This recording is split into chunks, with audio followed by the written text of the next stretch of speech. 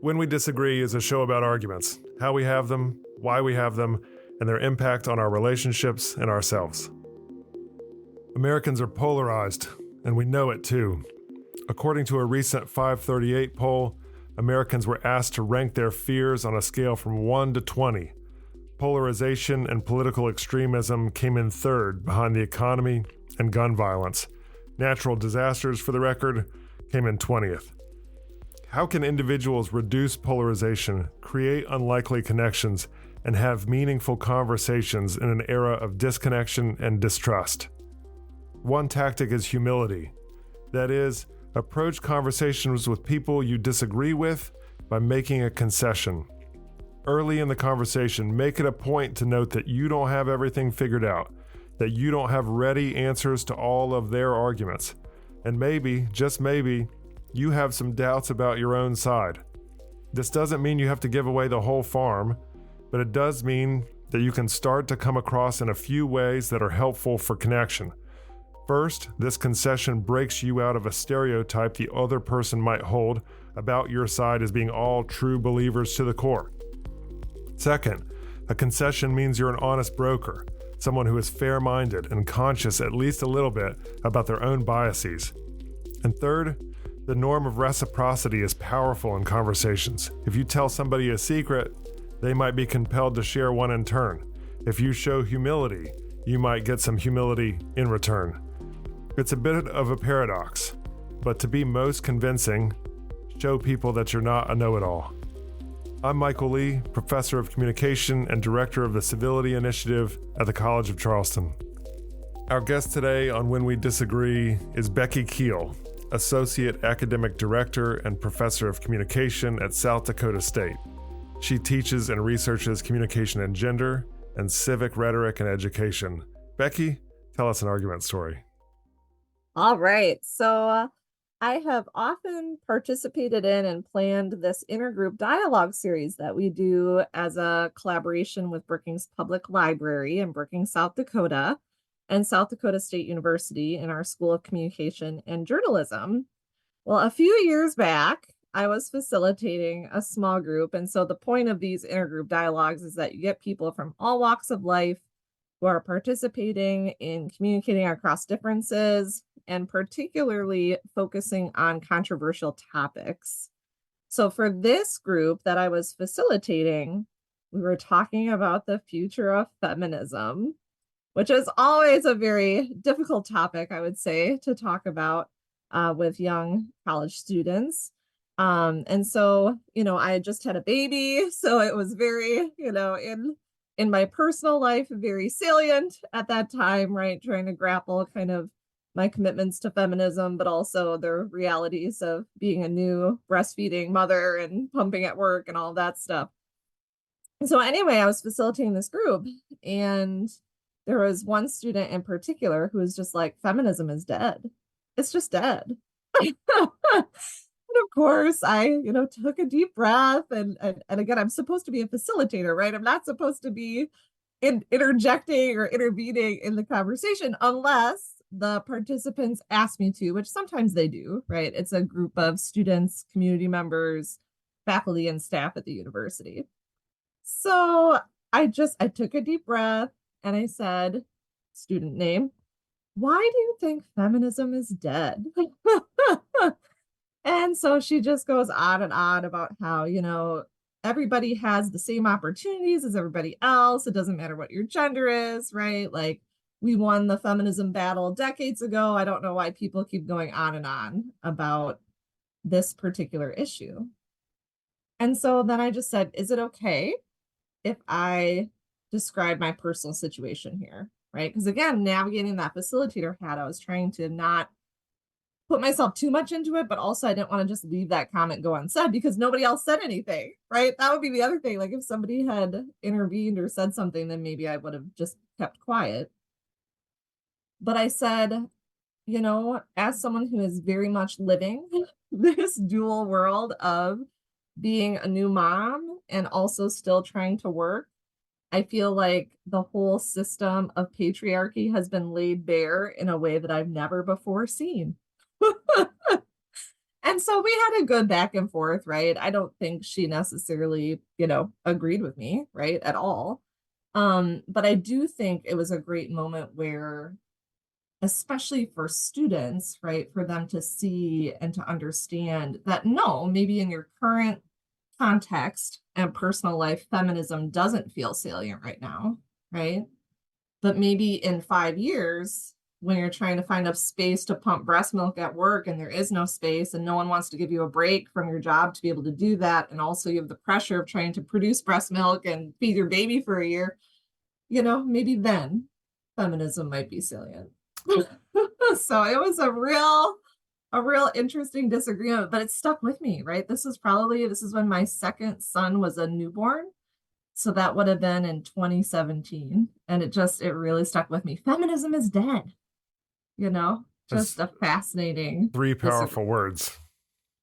Yes, exactly. Will you take us through these intergroup dialogue sessions just to kind of set the scene a little bit? So it's Yeah, community members and students at South Dakota State. They yeah, show up to the public library to discuss a hot button issue. The hot button issue that particular day 7 years ago was the future of feminism. yeah. Then what happens? How is it structured? Yeah. So the intergroup dialogues that we've been doing here at South Dakota State and in the community of Brookings, it's really tried to be kind of a collaborative community university dual effort. They started, gosh, back in 2016, I want to say, from the university at that time. And that's when I was more participating as a facilitator. I didn't really plan anything at that point. And then they've kind of evolved over time. So the last couple of years, we've partnered explicitly with Brookings Public Library. So to try to really get more community members, people from all walks of life to participate, because of course, what happened in the early stages back when this disagreement happened in 2017, it was mostly faculty, staff, students, right? There weren't as many community members. In that particular dialogue group, there was one community member who was in that group. But we've seen by moving it to the public library Mm-hmm. and really pushing and partnering with them, it's brought in more community members to the point where now it's more like we'll have 30 students and about 25 community members who participate. I think that's about where we were at last year. And then, so they're all brought together for a kickoff where we kind of, we do a mock dialogue, fishbowl. We tell people, this is what you're getting into. You're going to spend 5 weeks in the same group for 1 hour talking about something really difficult. And you as a group can kind of deliberate and figure out what you want that to be in week one. But then the idea is that you have that same theme over the course of those remaining 4 weeks. And then we come back together week 7 to wrap it up and kind of debrief and talk about how it went and what people learned, and to celebrate, the fact that you committed to 7 weeks of being with these people and talking about these difficult things. So each group meets in kind of a different space. We have used the library. We've also used community meeting spaces. So different church spaces and different spaces in the union on campus too, especially in the evening. That works well for folks. But yeah, this was kind of pre that partnership with Brookings Public Library. So we were just meeting on campus kind of over the lunch hour. And it was mostly faculty and staff and students, just one community member in that group. And your role as facilitator was more or less to keep the conversation going as opposed to putting your thumb on the scale in any particular Exactly, argument. which is why it was so hard when nobody said anything. I was like, I have to say something. Talk to me about that reaction. Why not let that claim go? Yeah. Well, probably as a facilitator, I should have let it go and not said anything. But I did make sure I asked, right? So I think that's the hardest part about facilitating. So each small group has 2 facilitators, ideally, so that you can kind of tag team and go back and forth if the conversation stalls, if somebody says something really rude or something, right? One person can kind of stand in and you can go back and forth. But really, as a facilitator, you're supposed to remain kind of that objective, impartial, kind of manager of the conversation and not interject. But because this whole group, so the theme of this group for the 5 weeks was gender, right? And gender roles. And that particular week, we were talking about the future of feminism. And so I just, at various times would just say, is it okay if I offer a personal experience? So I tried to frame it as a question, and if they were like, no, but who's going to say no to that? I probably nobody. But I just couldn't let it lie. I think as someone who's really passionate about women, gender, and sexuality studies, and just Is that wanted to because you thought there's some idea, and I've struggled with this too, which is when we all hear something that we really vehemently disagree with, and then yes, nobody else says something, whether or not we're in this semi-objective role or not, we feel like there is some invisible stenographer taking yes, account of the conversation, and if an argument is levied, it must be answered. When it's also yes, possible that folks would hear the claim feminism is dead and think, well, that's ridiculous, and I don't want to talk about that. yeah. Well, it's such a polarizing topic, right?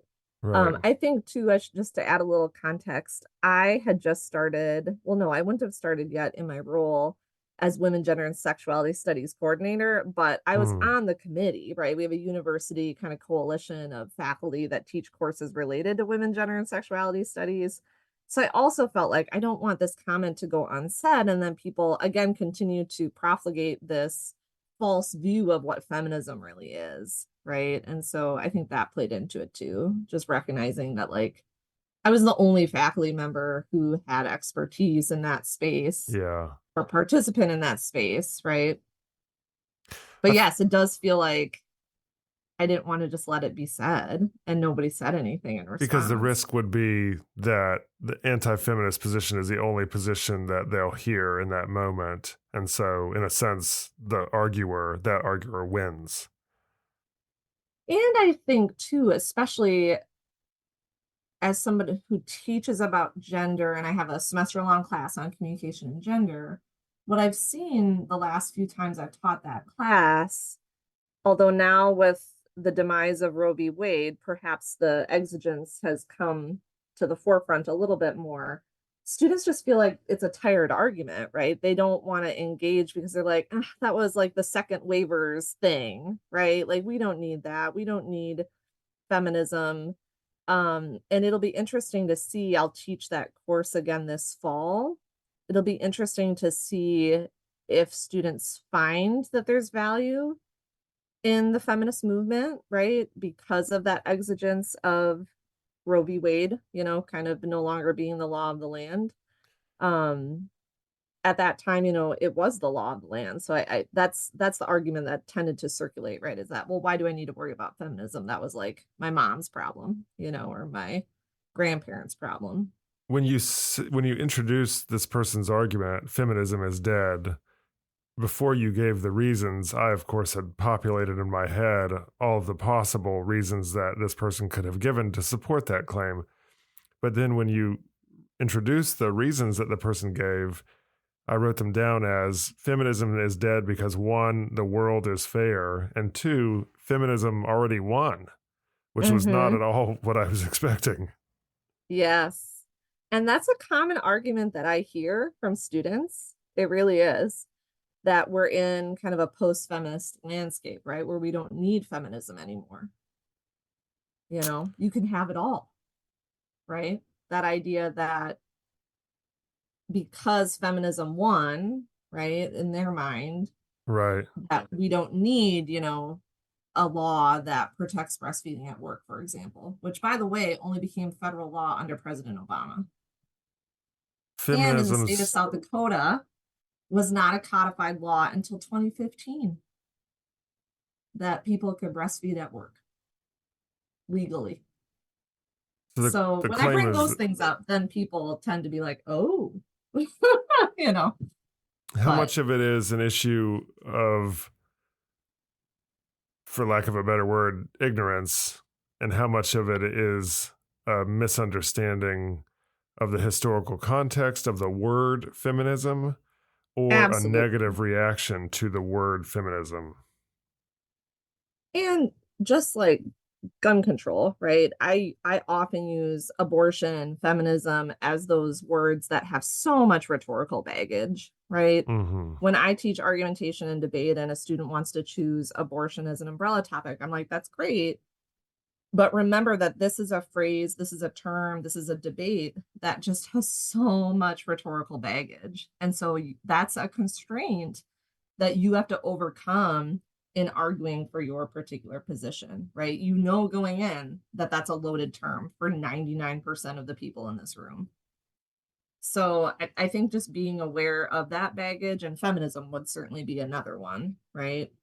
I remember at Georgia, when I was a master's student, I worked for Dr. Bonnie Dow. And I remember in one of the projects that she was working on, and I think it was in her book too, she talked about how the Miss America pageant, that protest, that the media coverage, of course, was about the bra burning, right? That was happening.